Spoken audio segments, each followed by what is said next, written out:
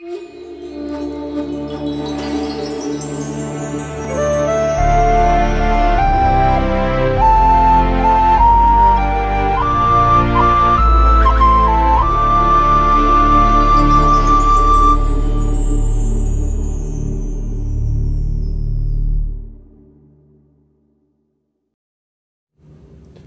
à tous, donc du coup aujourd'hui on va direction la tombe de Pablo Escobar. Donc du coup voilà, on est parti pour un petit vlog à Medellín. Donc du coup on a décidé avant d'aller voir la tombe de Pablo Escobar d'aller manger un petit morceau. Donc on va aller se faire un petit Burger King. Je vais vous montrer ce que j'ai pris. Là on est dans notre quartier à Medellín. Franchement c'est une chouette ville, je m'attendais pas à ça. Je voulais vraiment visiter la ville puisque elle a une histoire quand même, mais je m'attendais pas à être aussi comment dire, aussi surpris positivement. Donc voilà, je la conseille. Et du coup on va direction McDonald's parce que c'est plus proche de la station de métro qu'on doit prendre pour rejoindre la tombe de Pablo Escobar. Pour rejoindre la tombe de Pablo Escobar. On a changé d'avis. Et du coup, encore un changement de programme. On a cherché le McDo. On l'a jamais trouvé. Il n'y a pas. Il y a juste un McDo, un stand pour les desserts, mais c'est tout. Du coup, on s'est rabattu sur un restaurant plutôt original pour le coup. Et donc du coup, je vais vous montrer ce que ça donne. C'est original. Et voilà, un petit resto Mario Bros. On va voir ce que ça donne. Hein. Ça a l'air pas mal. C'est original. Moi, j'ai pris un hamburger spécial avec des frites et un coca. Et donc du coup voilà, on va tester tout ça. En tout cas, moi je trouve ça sympathique, un petit Mario Bros. Et voilà, on a reçu l'hamburger. Pas mauvais, il a l'air chouette. Petite salade tranquille, il y a du poulet on dirait, de la viande de bœuf, du jambon, une petite sauce, de la tomate. Franchement, il a l'air vraiment bon.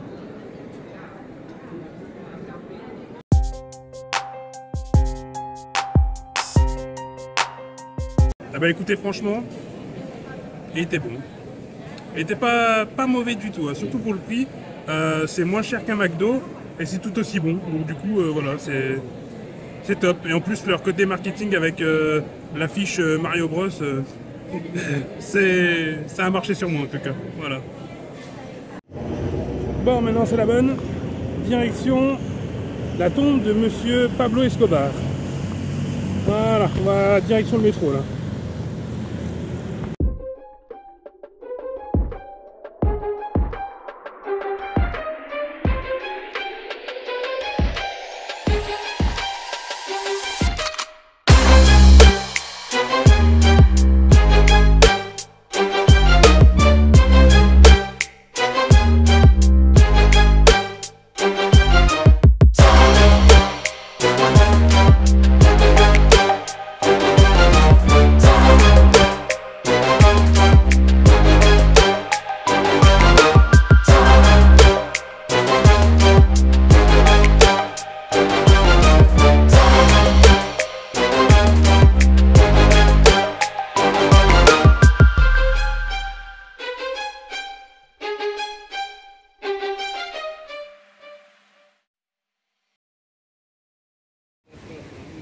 Et voilà, on est sorti du métro et donc là en fait on aperçoit au loin, ici, l'église où a été, l'église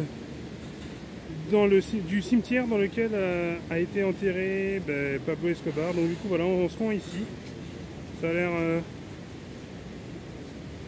l'air quand même assez visité parce que je vois des voitures au loin. Voilà, donc du coup on y va maintenant. C'est parti.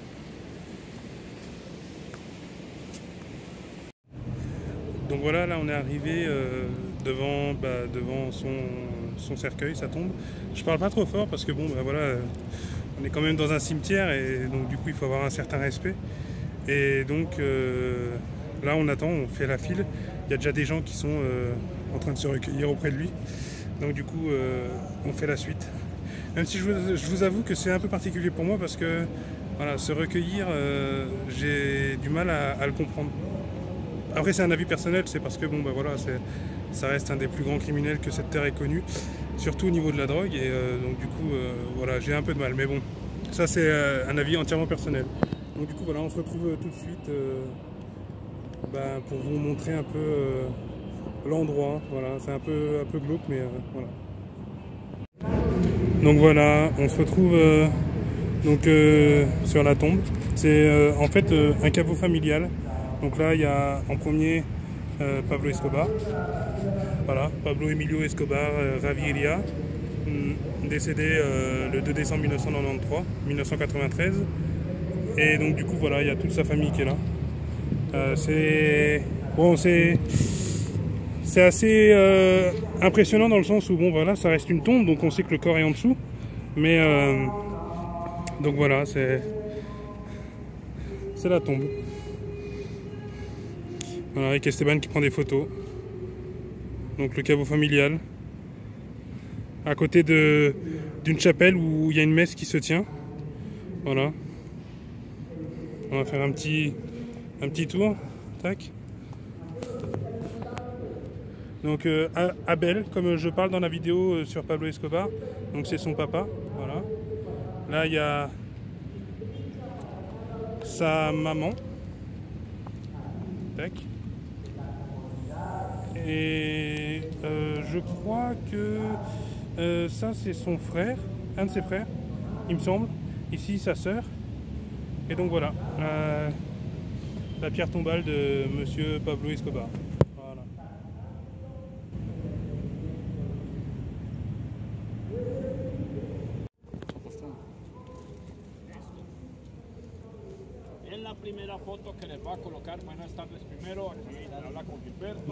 Donc là, on a un gentil monsieur qui travaille ici, qui va nous expliquer un peu l'histoire de la famille de Pablo Escobar.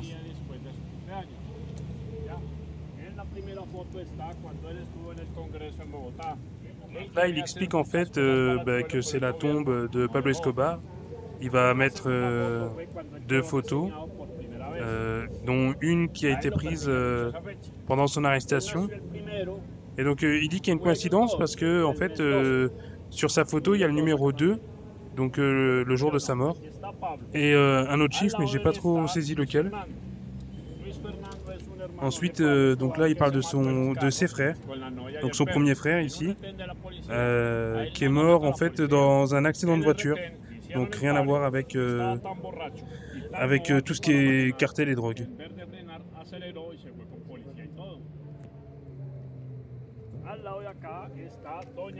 Là maintenant on a sa sœur. Donc si j'ai bien compris c'est la petite sœur. Voilà, rien de plus à dire. Là maintenant c'est la maman. Donc la mère de Pablo Escobar, qui était donc institutrice.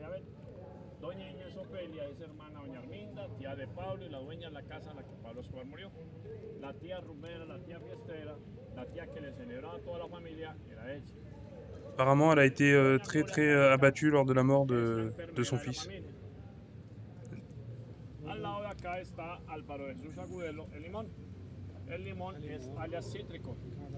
Alors, vu mon niveau d'espagnol, là, j'ai pas trop compris. Il parle de El Limón. Il me semble que c'est de la famille à Pablo Escobar. Enfin, du moins, il me semble que c'est son frère, je crois. Je crois que c'est son frère.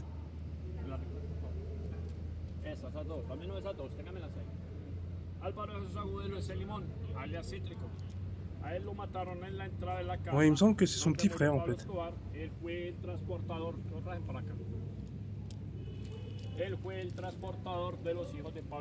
Donc là voilà, on voit des photos de la famille. La deuxième photo, je peux pas la montrer parce que c'est un décès, donc du coup je vais devoir la flouter.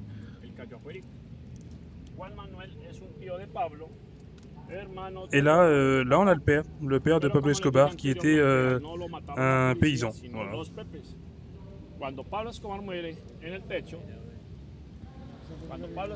Donc là, bon, la photo est floutée, ça montre en fait les policiers qui ont abattu Pablo Escobar.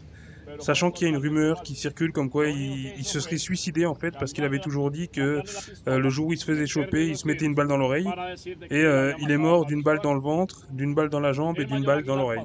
Donc du coup voilà, la rumeur circule comme quoi il se serait suicidé. Et la deuxième photo, c'est le corps de Pablo Escobar qui est à la morgue. Voilà, c'est à la morgue. Mais pareil, je peux pas vous le montrer, c'est flouté.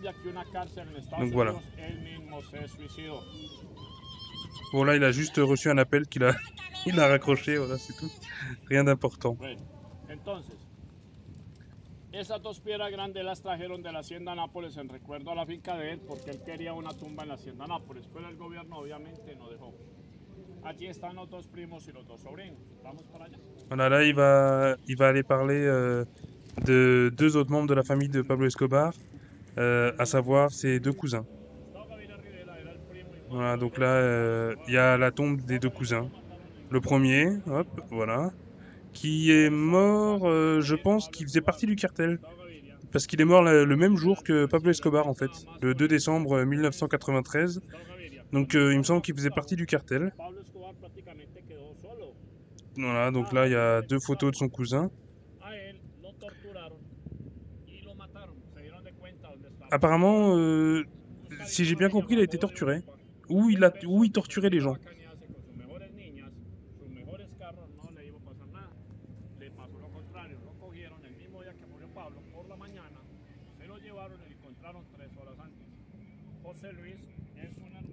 Et là, on a le deuxième cousin de Pablo Escobar. Donc José Luis. Voilà, il est mort en 1993 aussi, je crois. Ah non, pardon, non, en 2021. Il est mort un an avant que je parte pour l'Amérique latine.